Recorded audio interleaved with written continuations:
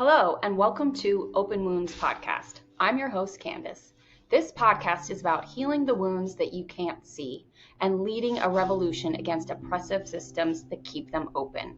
We're going to talk about really practical tools for managing complex PTSD, as well as dive into relevant current day topics that make healing a daily practice. You can follow us at IG at Open Wounds Podcast or watch on YouTube at Open Wounds Podcast. Please rate, review, like, subscribe, all the things, and enjoy this week's episode. Hello, and welcome to this week's episode of Open Wounds Podcast. This week, I have with me a guest. Her name's Ji Hye. She is a Korean journalist.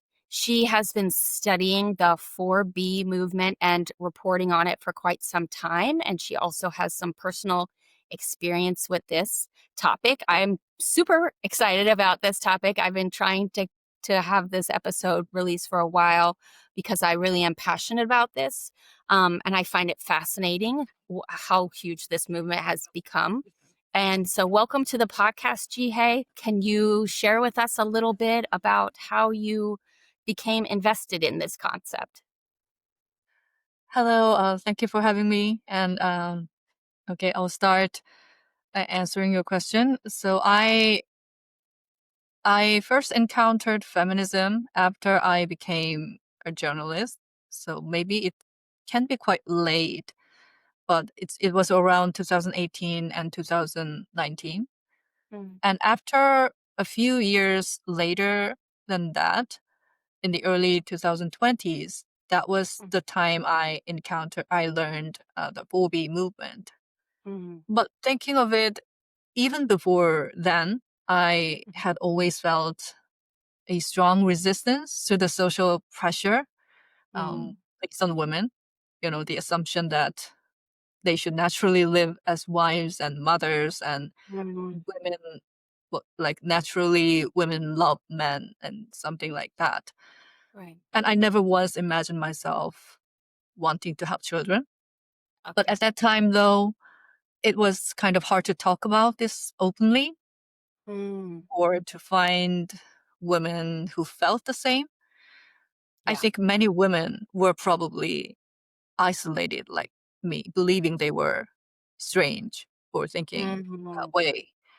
But from the 2016's feminist reboot in Korea and up until around 2019, that was the important time frame in this kind of movement.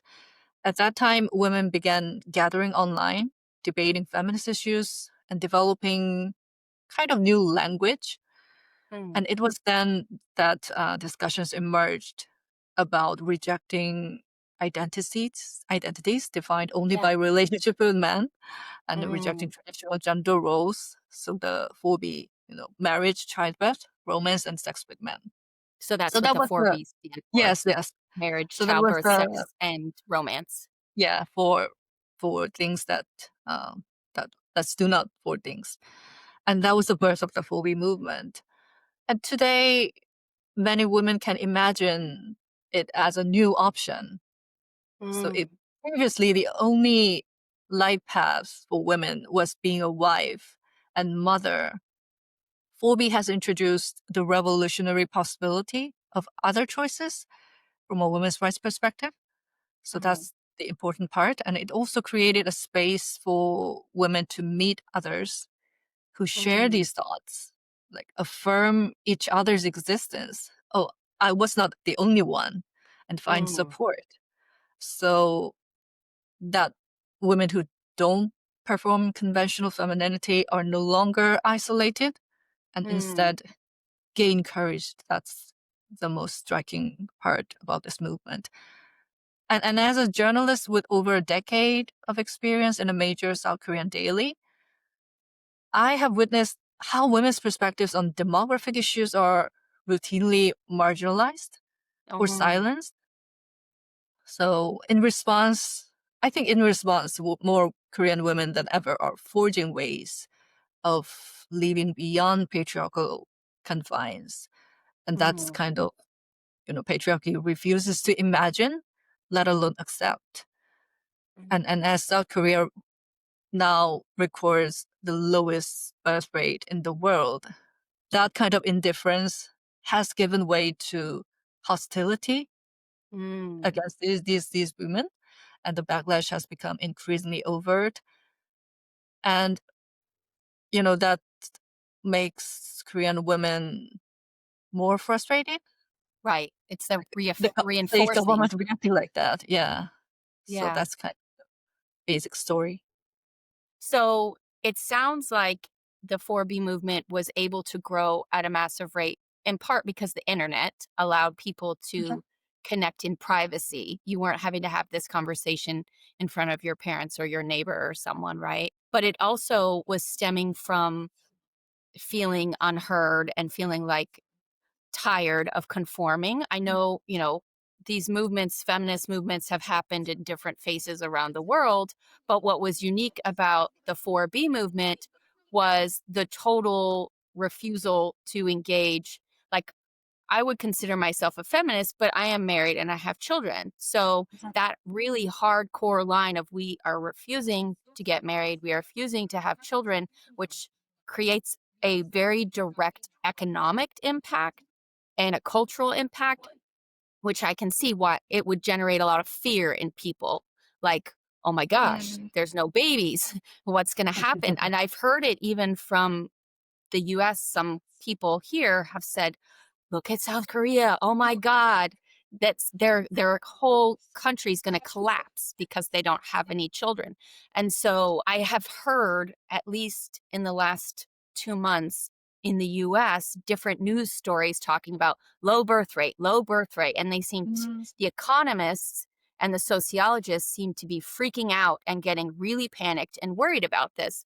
So I love to look at you guys as a role model for how the women were able to take control when it felt like they didn't have any control. It's like if you don't have political control, you don't have economic control, you don't have a voice in the media, what area can you control? And you guys found a way. Do you feel like the movement thought about this long term and said this is what we want to do? Like, was this a goal?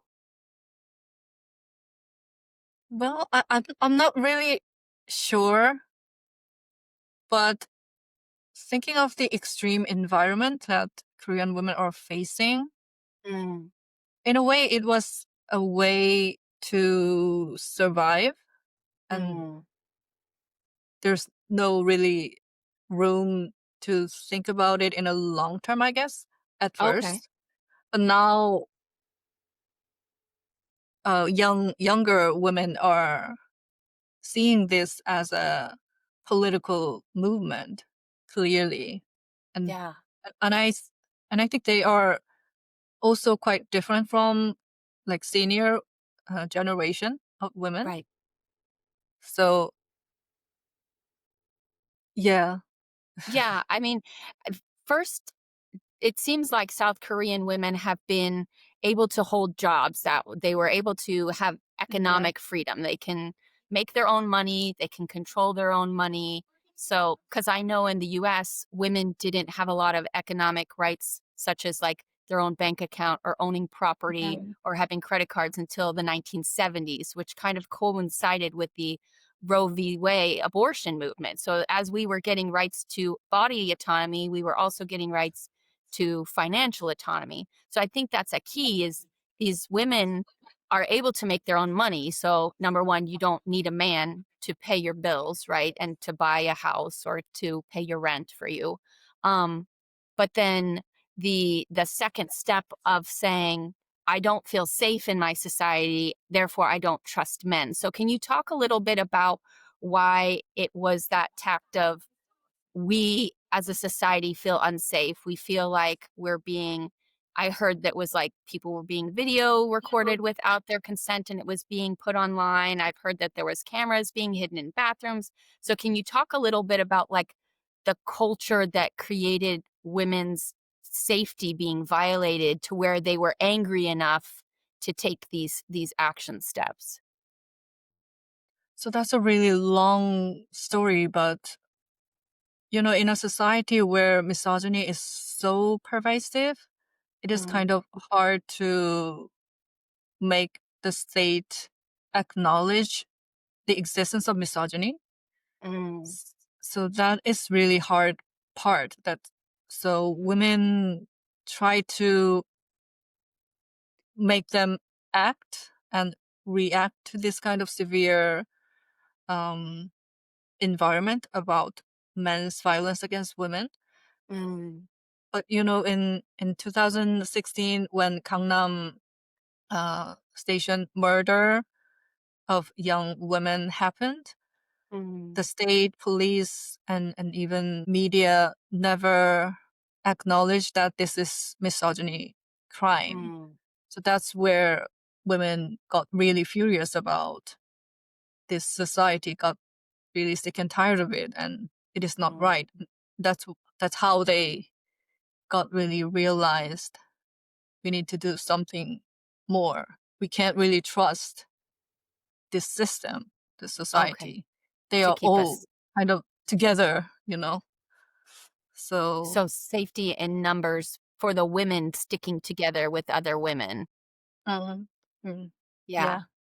So I know culturally, it's not ironic, but most of us as Westerners view Asia as so progressive and the cutting edge of technology, and you guys Mhm. academically outpace us by millions.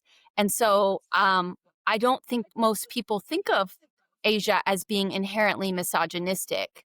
That they Yeah. I don't think that's what comes to mind when people think of South Korea specifically. So I was shocked to hear that they were facing the same things a lot of women face here in America, which is high numbers of domestic violence or high numbers of rape that aren't being prosecuted, or human trafficking, or there's things happening, right, where you feel like you should be able to go to your government or the state and help them, ask them for help and protection, and then you guys are not feeling that. So when the decision starts coming up, like, okay, we're just not going to get married, I would assume there's a lot of pushback from like people's parents or their grandparents or their neighbors or their aunts or uncles. So how have women been able to navigate, like, are people just not talking to their parents? Like, how do you navigate it when even your own parents are being like, no, you should get married, why don't I have grandkids, you're not, all these Uh, pressures. Try to um, keep distance from them. Mm, Try not to directly talk about the topic, I guess. mm, But some younger feminists don't want to. They all have their own strategy to tackle this problem, mm. and I think online, through online community and SNS, they could find, at least they can find some space they feel safe, even though it's Mm, not you know really big or um, recognized or respected from the society. mm, They try to make their own community and try to build kind of network each other so that they wouldn't feel too isolated or lonely. mm. That makes And sense. then they try to make their own way to get really independent, like financially and also mentally. Yeah. So those kind of things is the Yeah, strategy. that makes a good point because, a lot of people use relationships, marriage, children for companionship so that they have someone to s- share their experiences with. So I could see that there is a great sacrifice in what these women are choosing to not get married, not have children. So finding that community and that support, I can see, especially if you don't have a husband, you don't have children, and your parents it's a strained relationship with relatives because of your choosing to, you know, Uh, keep yourself safe, that you would need that support from those other women to be able to feel like you have someone to talk to or you can spend holidays with, or you just can go do fun things with them, instead of relying so much on men or other people for that. Um, and that kind of brings me into one of the other questions was like, I know in many societies, the elderly expect their children's spouse or their children to take care of them as they age. And also, you need nurses and doctors and people who come to the house to help take care of elderly people when they're getting up in age and they can't take care of themselves anymore. So, have you all seen from the elderly generation, like kind of a lashing back at like, what are we going to do? Who's going to take care of us when we get old? There's not going to be enough nurses. Have you seen that retaliation? Yeah, that's the core, core argument from the society, that the society wouldn't be able to sustain Mm, without, babies coming out. But I think that's also, male dominated perspective, and it is yeah. far removed from women's interest.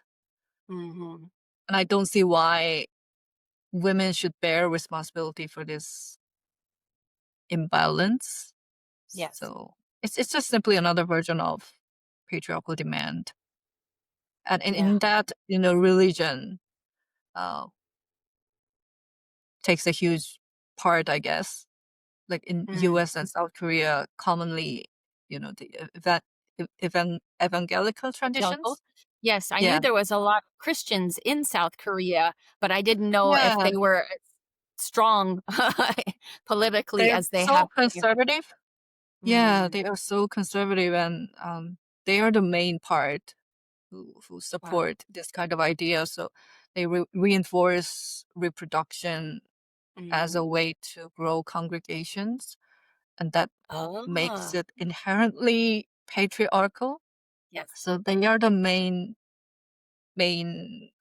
people who refuse to educate kids about feminism or any kind of, Mm. those kind of education, and because they think feminism is only about lesbian, like, Oh, because yes. women hate men means you are you lesbian, and something like that, Okay. something stupid argument Yeah. like that. So Yes, that makes sense. yeah. I mean, I didn't realize the parallels were so similar between what you guys were experiencing No. there. I think it's ironic because that was the generation I grew up in, the evangelicals and the Christians, Baptists, Mm, Pentecostals, all those Mormons, Jehovah Witnesses, Catholics. It is telling the families have lots and lots of babies so the church will grow. But what I think is hilarious is as people my age have grown up, we're like, fuck the church, fuck this system. We are not going to do this anymore. And it doesn't matter if you had six of us out of your six children, four of them won't talk to you and don't go to church anymore and don't believe in what you taught them as children, mm, right? And we're seeing this massive uprising in the US of people leaving organized religions, lots of people mm, leaving Mormonism and Christianity. And there's a whole deconstruction evangelical movement we could get into, but I really want to focus on. I think that it's funny that this is their own thing coming back to haunt them.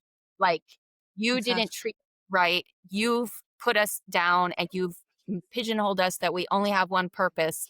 And now it's coming back to bite you because we're not here to serve you in your old age? Yeah, yeah. So with the new, I did want to talk about this because there was some meme thing that was going around. It's not true, but there was rumors that a company in China had created like a robot that could bring a Mm, fetus from insemination all the way to birth, which is not accurate. But they are talking about the technology to where in the future babies could be grown in like a laboratory or something, right? A mm, robot nanny. So when we talk about the fact that this movement has made such huge impact on your population to where elementary schools are having to be shut down and there's no kindergarteners, there's no first graders to enter the classrooms, which I'm assuming impacts teachers and, principals and all these there's other jobs that are now affected, daycare centers. Um, what do you see happening if they develop that technology to bring babies in without women? Well, for a long time, actually, feminists expected artificial wombs would revolutionize women's status. But before Mhm. that technology became real, I think the phobia movement offered an even more revolutionary concept. So if artificial wombs become possible, some Mhm. women who want children may choose that instead of Mhm. 4B. But this Okay. doesn't erase the social pressure of motherhood and or the penalties imposed on women after childbirth. So Yes. women who have experienced the liberation of 4B are unlikely to turn back, I guess, because Mm, artificial wombs only address the link between pregnancy and the body, while yes. 4B challenges the risks of intimate relationship with men in general and the social structures behind them. So in that sense, 4B is deeper. So the Mm, impact of artificial wombs on the 4B movement would probably limited. that's smart. And I noticed a lot of responses in the comments of people saying, "So you can grow a baby. Who's going to change its diaper? Who's going to give it its bottle? Who's going to Yeah. put it to bed and potty train it?" That's all labor that's put on Mhm. women traditionally. And it's unpaid and it's unacknowledged labor, right? And so Mhm. my friend and I were just talking about that the other day because she was considering going back to work. And I said, you go back to work and you're working full time, your husband's working full time. If your kid gets sick, who has to sacrifice the career? Who's going to call out and come home with the baby? It's going to be the woman. 9 times out of 10, the mother is expected to sacrifice her career and her economic momentum because of the children, right? So it's not just something that can so easily be replaced by a robot or an artificial womb, like you're saying, because we have to think about 18 years this child has to be reared into adulthood. We've seen in the US like a lot of mirroring. It's not necessarily people identifying with the 4B movement, but we are seeing women marrying less. We're seeing women not having children. We're seeing women happily single for well into their older years. And like you said, this isn't just about being a lesbian. This is just about autonomy and, Mhm. being able to control what happens to them and not being beholden to a man. Um, and they're having better health outcomes, they're safer, their mental well-being is better. So there's so many benefits to this 4B movement that we're seeing when we're choosing not to go down this path of traditional gender norms and traditional patriarchal roles. And so I wanted to talk about a little bit about what we saw happening politically now with Roe v. Wade overturned and women here becoming afraid. It sounds like you didn't have such like a political catalyst where there was a political person that changed offices and took away your rights, but it was more like societal, like, people not feeling safe in the presence of women. So can you talk a little bit about how um, the women are regaining that safety through this movement? Uh, at least they can feel safe from, I'm not gonna be attacked by men Mm, in relationship, and also I don't need to worry about spy cam um and things like that, the violence, the mm, men's violence from them. And also I have more possibilities and options in my life because I'm free from the obligations as a mother and wife. So when I met women who practice phoebe, all of them say they are so happy and finally they found inner peace, Mm. and then they try to look more assertively about their career path, and maybe I can just study abroad and something like that. But if you are tied to um, family and you know your role as a wife and mother, that's kind of Mhm. hard to proceed. Right. Mhm. Yeah, very true. So, with this population collapse that you guys are experiencing, so you said the movement started around 2016, but it didn't really pick up, speed until Mhm. the early 2000s. So that means we're 25 years into this movement. Yeah. Is that about how long it's been happening then? Because there was no like public record or Mm, document, and it is kind of hard to actually count how many women are participating or how long it's really been around. And what's more interesting is that you know it is really rarely spoken in Korea rather than being discussed in outside of Korea. So mm. we if we are in living in South Korea, it is kind of harder uh, to recognize this kind of movement is existed existing. So that kind of ironic is here. Mm. But Do you yeah, go ahead? go ahead. So you're saying, do you feel like it's people's fear of having, like, if you and I were to go to a coffee shop in South Korea and have this conversation, is it fear that the people in the coffee shop would react angry to you and then you would become unsafe? Or is it more subtle than that, that people are just going to, like, talk about you behind your back, and then it's a conspiracy that everybody at the office is saying things about you, right? It's I think it's subtle. It's subtle. Okay. They wouldn't really like stand up to you, but there is clear perception that mainstream society would look us strange and Mm. really like an alien. Right? And also women who practice this kind of movement is seen inferior. Oh, Okay. you are not able to get a decent man. Oh, it's like It's a your judgment on you yeah of your yeah. character. So Oh, a lot of actually a lot of alpha girls or women who get a decent jobs themselves fall in this trap, I guess, because they don't want mm, to look fail.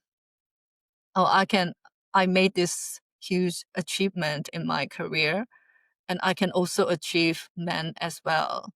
So they try oh. to negotiate a lot, I guess. So that kind of thing also is kind of backlash, I think. So it sounds like in the community, it's not like it's kind of taboo still to talk about Mhm. this with your coworkers. Because I know when I did work traditionally in an office, the coworkers were mostly female, but they would say, "Oh, are you married? Do you have any children? Mhm. Well, why aren't you married? Why don't you have children?" So, at this point, people aren't coming out and saying, "Well, I am a feminist and I don't want a man." They're more just saying, like, "Oh, I just haven't found anybody. Is that what's happening? It's kind of happening underneath the surface and people aren't being like in your face about it then. Exactly. Yeah. Wow. I think that's even more impressive that you guys have been able to achieve what you have achieved without having these in your face public conversations like we're seeing right now with these protests that are happening around the world. People are burning down buildings and they're in the streets, and like what's happening in Nepal and other places, as we usually see like a very vocal, loud, pushback against something. But you guys Right. have been able to do this in this really under the surface, quiet, like secret way almost. And yet you've Very. still had so many people participating, which I think Yeah. is glaring to the outside person how big of a Mhm. problem it is. That if this many women are willing to change their life and to sacrifice what because I think some people do want to have babies, but they are like, is it worth it? Am I, because I have to be the one to change the diapers and I have to be the one to nurse them. And so they may like children or enjoy being around them, but they're like, it's not worth it. So the fact that you guys have been able to create this movement without it being super public and super in your face and not like, advertised, it's very, very impressive to me. I think I'm very surprised. Okay. So the fact that you all were able to accomplish all this without, it being super publicized and super, you know, communally talked about and protest or things like that is very impressive. And I know you're doing a documentary now about this topic. So do you want to talk a little bit about your documentary and your work that you're doing on this? Yeah. So I'm currently making a documentary about Korean women's phobia movement, and the motivation at first was the fact that I can't really make this kind of film in my company, in which is Korean mainstream media newspaper. Right. So I try to find ways to make this happen with outside Korea's foundation or something like that. Mhm. And I found an organization that could fund this project. Wow. So that's how I started this filming project, and it's first attempt by Korean journalists to spotlight such radical voices from women in a supportive way, not in a Yeah. criticizing way. And also it's the first in-depth media portrayal of the no birth generation. We put this new word, no birth generation, and Mm. so it is a commitment to public record and also a personal engagement with feminist praxis.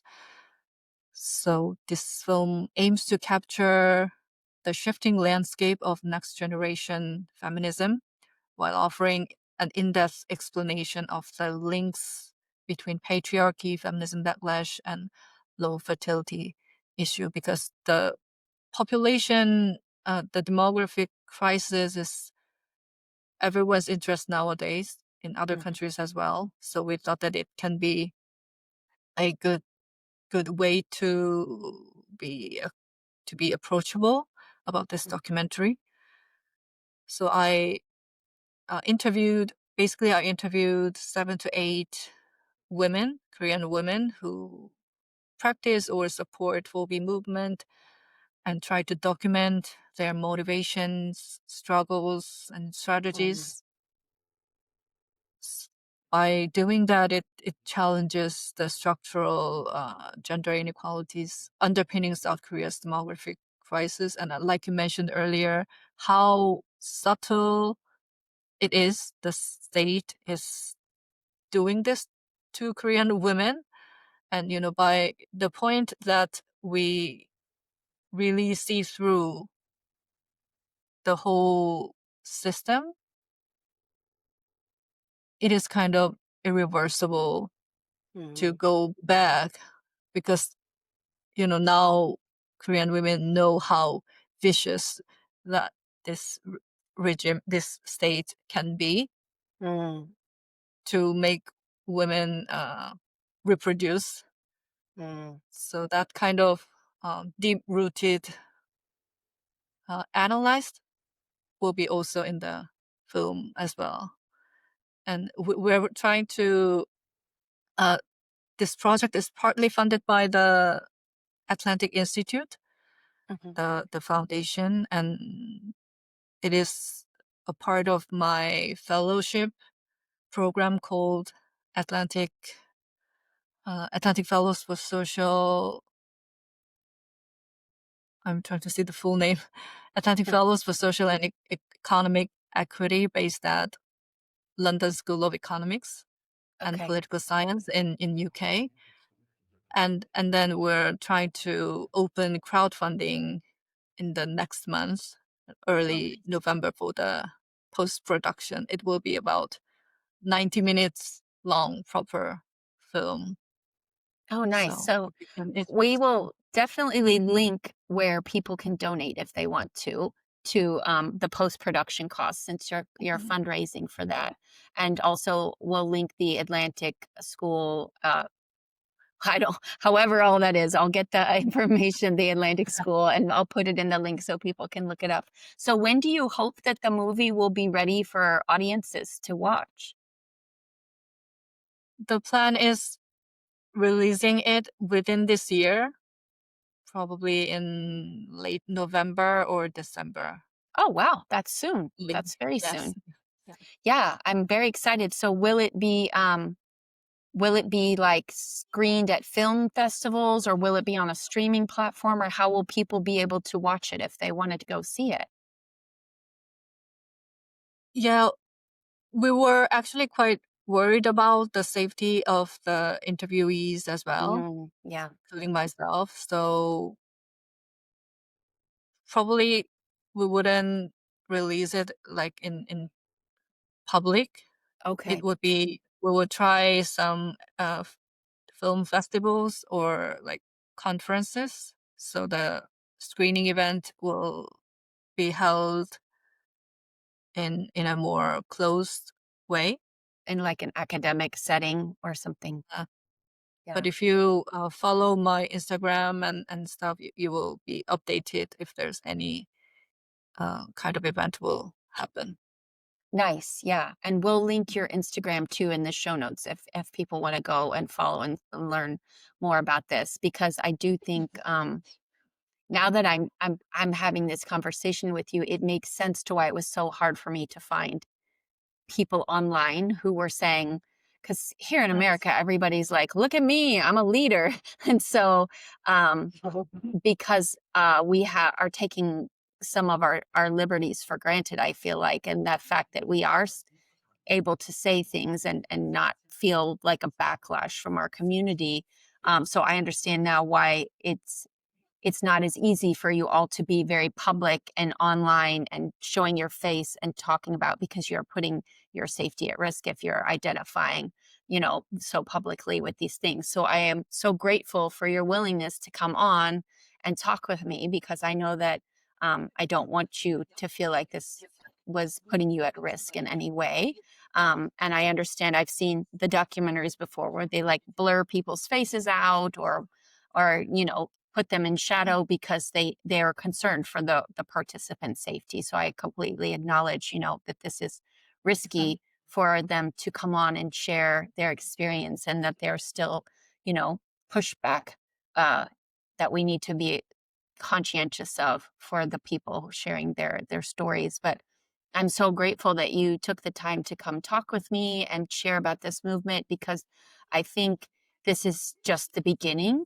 I think you guys have really blazed a trail for things to be happening globally. And I think we will be looking to you all as the foundation for what's going to happen globally. And you're right, it isn't just in South Korea. We're seeing population decline globally on a massive scale. And lots of people are trying to figure out, well, maybe if if we give them free this, or if we give them free childcare, when they're not looking at the root of the problem, like you said, which is the misogyny and the patriarchy and the violence against women, and the inordinate amount of labor, free labor, that women provide to create, this economy. So I so appreciate you. I'm so grateful that you took the time, that we were able to get this meeting. And thank you so much for coming on. Is there anything else you want to share before we wrap up? Yeah, actually, I'm also grateful as well for this kind of opportunity, because doing interview in English is actually feels safer than interviewing with Korean media about this kind of topic. And also, a lot of Korean women feel safer and grateful about women from other countries also support Wobi movement and uh, try to find more information and more, you know, they have a lot of interest in this movement.